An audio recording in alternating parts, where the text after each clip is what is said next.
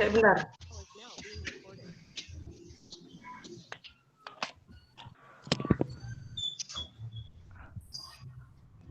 Oke, tak mulai ya. Sebelumnya, Assalamualaikum warahmatullahi wabarakatuh. Waalaikumsalam. Perkenalkan, kami dari kelompok 5 akan membahas tentang studi kasus bencana gempa bumi yang terjadi di kota Yogyakarta.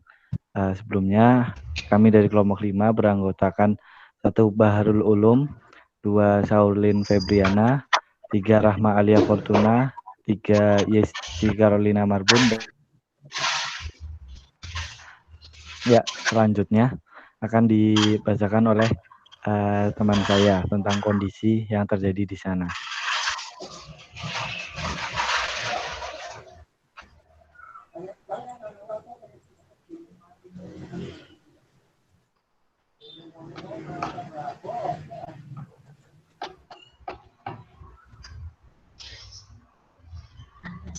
Next slide. Udah aku next loh. Ya, kondisi bisa dibacakan. Silakan.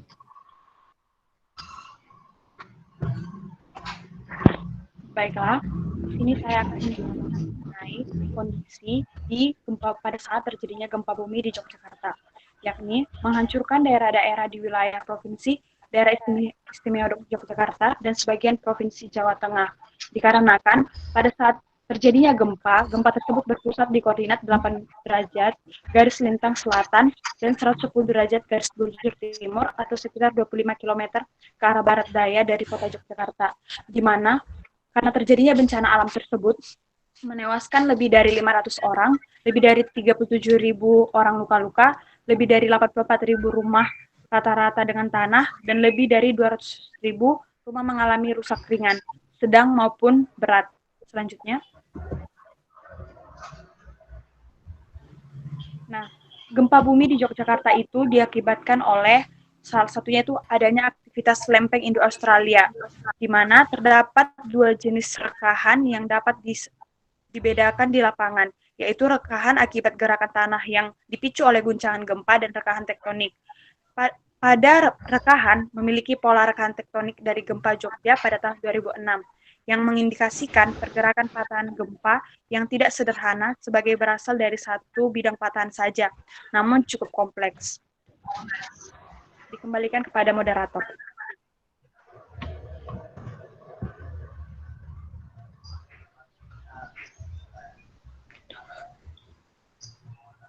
Baik, selanjutnya mengenai parameter fisika yang berkaitan dengan gempa bumi. Mungkin slide PowerPoint ini tampilkan parameter yang pertama adalah yaitu pergeseran dan pergerakan. Pergeseran dan pergerakan yang dimaksud di sini adalah pergeseran lempeng dan pergerakan magma di dalam gunung berapi. Pergeseran lempeng dan pergerakan magma mengakibatkan terjadinya gempa bumi, yaitu gempa bumi tektonik dan gempa bumi vulkanik.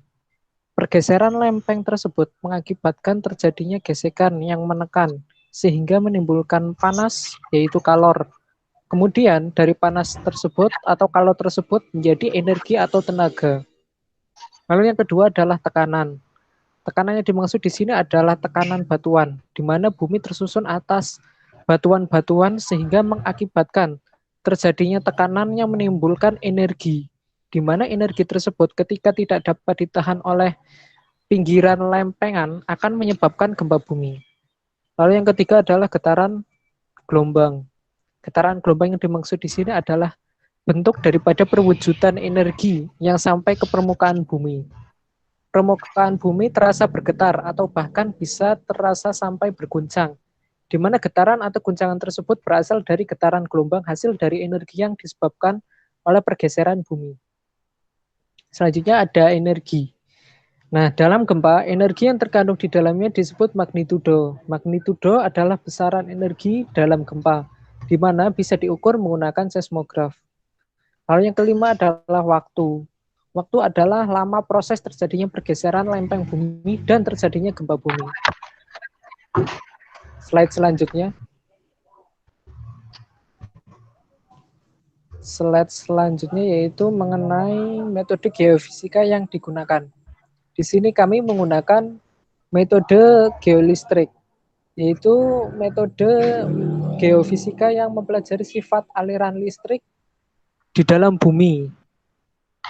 Metode geolistrik secara garis besar dibagi menjadi dua jenis, yaitu geolistrik yang bersifat pasif dan geolistrik yang bersifat aktif. Di mana pada geolistrik yang bersifat pasif, energi yang dibutuhkan telah ada terlebih dahulu, sehingga tidak diperlukan adanya injeksi atau pemasukan arus terlebih dahulu. Lalu geolistrik yang kedua yaitu ada geolistrik yang bersifat aktif, yaitu energi yang dibutuhkan ada karena penginjeksian arus ke dalam bumi terlebih dahulu. Untuk geolistrik jenis ini dibagi menjadi dua metode, yaitu metode resistivitas atau tahanan jenis dan polarisasi terimbas atau induction polarization. Dalam hal ini, alat yang digunakan nanti meliputi pengukuran potensial, arus, dan medan elektromagnetik yang terjadi, baik secara alamiah ataupun akibat injeksi arus ke dalam bumi.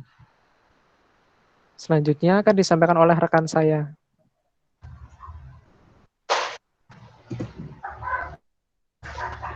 Ya, selanjutnya itu teori ya teman-teman. Jadi di teori ini yang tadi kita kan menggunakan metode geolistrik ya yang telah dijelaskan sama Mas Arul ya. Kalau metode geolistrik itu ada dua jenis, yaitu pasif dan aktif gitu. Dan kalau metode geolistrik itu dilakukan dengan cara menginjeksikan arus listrik dengan frekuensi rendah ke permukaan bumi yang kemudian diukur dengan potensial di antara dua buah elektroda potensial. Nah, jadi metode geolistrik ini lebih efektif apabila dipakai eksplorasi sifatnya itu relatif dangkal. Metode ini memberikan informasi lapisan kedalaman yang lebih dari 300 sampai 450 meter.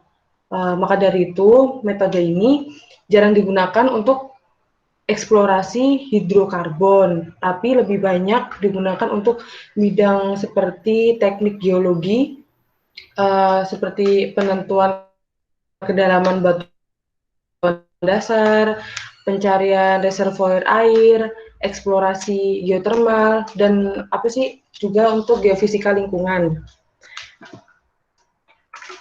Selanjutnya untuk data, jadi sesuai yang dipaparkan, jadi gempa buminya itu terjadi pada 27 Mei 2008 sebesar 5,9 skala Richter yang telah menimpa daerah Yogyakarta dan sekitarnya, meliputi daerah Bantul, Kulon Progo, Gunung Kidul, Sleman, Solo, Karanganyar, Klaten, dan Prambanan. Jadi dengan adanya musibah bencana gempa bumi ini kurang lebih ada 5.500 nyawa warga itu luka-luka dan kehilangan keluarga serta hartanya.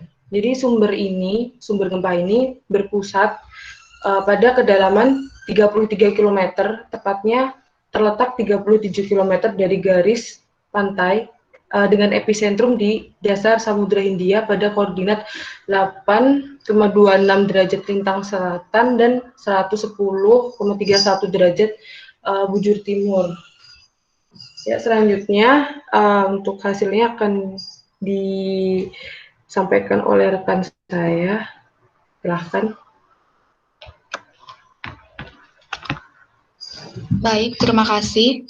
Di sini saya akan menjelaskan hasil dari pencarian materi kami. Jadi, pengambilan data ini dilakukan secara mengirimkan dan mengembalikan data. Jadi kalau perolehan datanya secara mengirimkan ini tujuannya untuk mendapatkan nilai kecepatan masing-masing lapisan. Tapi kalau misalnya dia secara mengembalikan data, tujuannya itu untuk mendapatkan kedalaman atau tebal lapisan batuan. Kemudian di sini ada tiga kurva. Kurva grafik yang menyatakan penampang 1, penampang 2, dan penampang 3. Kalau misalnya pada penampang 1 dan penampang 2 ini menunjukkan penampang kecepatan rampat gelombang seismik pada line pertama hingga kedapatan maksimal mencapai 2 meter dengan nilai kecepatan yang hampir sama. Pada daerah berwarna biru ini memiliki kecepatan antara 60 sampai 90 meter per sekon. Yang warna hijau ini memiliki kecepatan 100 sampai 130 meter per sekon. Kalau misalnya hanya ada satu lapisan karena tidak ada perbedaan nilai kecepatan yang signifikan. Belum ditemukan adanya bidang patahan pada line pertama, pada penampang yang pertama. Tapi kalau misalnya pada penampang ketiga, menunjukkan kedalaman mencapai hampir 3 meter. Namun, belum ditemukan juga indikasi adanya bidang patahan yang dicirikan dengan perbedaan nilai kecepatan. Kita bisa sama-sama lihat di gambar ini menunjukkan kecepatan rampat gelombang seismik pada line ketiga berdasarkan gambar bahwa dari kedalaman 1 sampai 3 meter memiliki kecepatan yang hampir sama. Jadi karena hampir sama itu sehingga belum dapat diinterpretasikan bahwasannya pada line ketiga terdapat bidang patahan karena tidak adanya perbedaan nilai kecepatan yang signifikan. Next. Nih, kemudian ini ada grafik atau kurva yang pada penampang keempat. Ini ditunjukkan bahwa kecepatan yang didapatkan hingga kedalaman 2 meter. Memiliki kecepatan yang hampir sama juga. Belum ditemukan juga adanya indikasi bidang patahan jika dilihat dari nilai kecepatan yang relatif sama. Nilai kecepatan yang hampir sama itu berarti hanya terdapat satu lapisan yang terdeteksi. Dengan kedalaman maksimal yang hanya mencapai 1,9 meter dan belum mencapai lapisan bedrock, maka belum dapat ditemukan adanya indikasi bidang patahan pada keempat lintasan dengan menggunakan metode seismik refraksi. Jadi, untuk mengetahui lebih lanjut mengenai letak dan kedalaman bidang patahan serta kondisinya, maka perlu dilakukan penelitian menggunakan metode lain yang mampu menjangkau kedalaman yang lebih luas. Kemudian, lintasan 1. Di sini juga ada kurvanya, yaitu pengolahan data menggunakan ResStudy InVi untuk lintasan 1 diperoleh penampang harga resistivitas semu. Hasil inversi lintasan 1 ini adanya penyebaran lapisan yang memiliki nilai resistivitas yang bervariasi. Lapisan yang memiliki nilai resistivitas rendah dengan harga resistivitas berkisar 1-195 ohm dan lapisan yang memiliki nilai resistivitas tinggi dengan harga resistivitas berkisar 195-6128 ohm. Dari gambar di atas dapat dilihat pada kedalaman 0-6 meter yang berjarak 30-40 meter, ini terdapat penyebaran bongkahan batuan sedimen yang memiliki nilai resistivitasnya yang tinggi. Hal ini dikarenakan batuan tersebut merupakan longsoran Gunung Merapi. Kemudian bisa diperhatikan pada kedalaman 0-4 meter itu, ini merupakan batuan aluvium, tersebar pada jarak 15-30 meter dan jarak 45-70 meter. Kemudian sedangkan pada kedalaman 4-13,4 meter, ini terdapat batuan plutonik, seperti andesit yang berada pada jarak 20-40 meter. Ini memiliki nilai resistivitas juga yang sangat tinggi. Jika diperhatikan pada lintasan tersebut, pada kedalaman 4 meter ini, 4 meter ke bawah, dia memiliki jenis batuan yang sama dan saling berhubungan. Mungkin itu hasil yang kami dapatkan. Untuk menganalisisnya akan dilanjutkan oleh rekan saya. Terima kasih.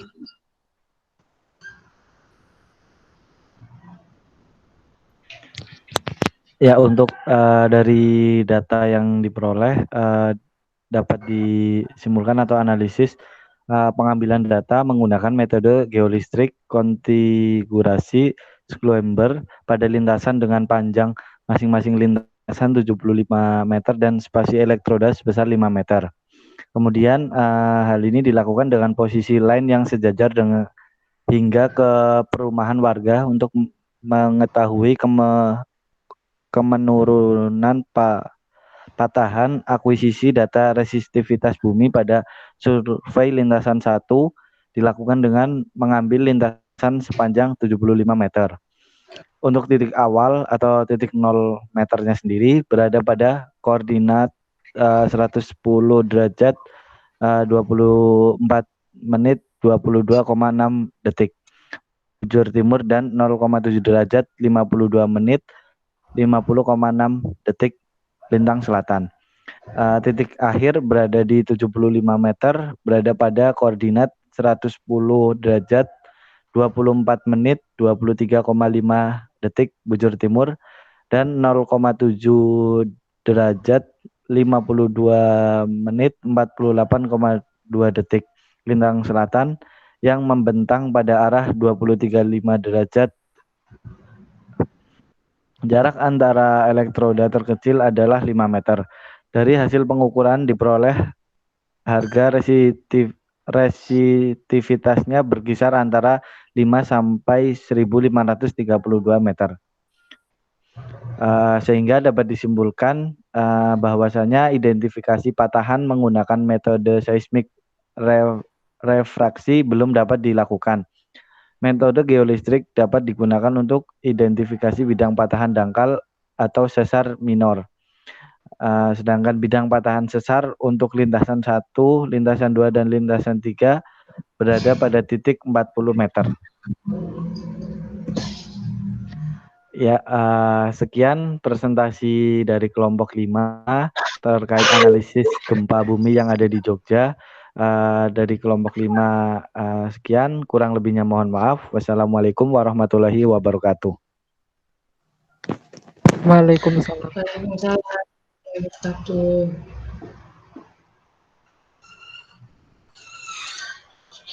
End rekaman.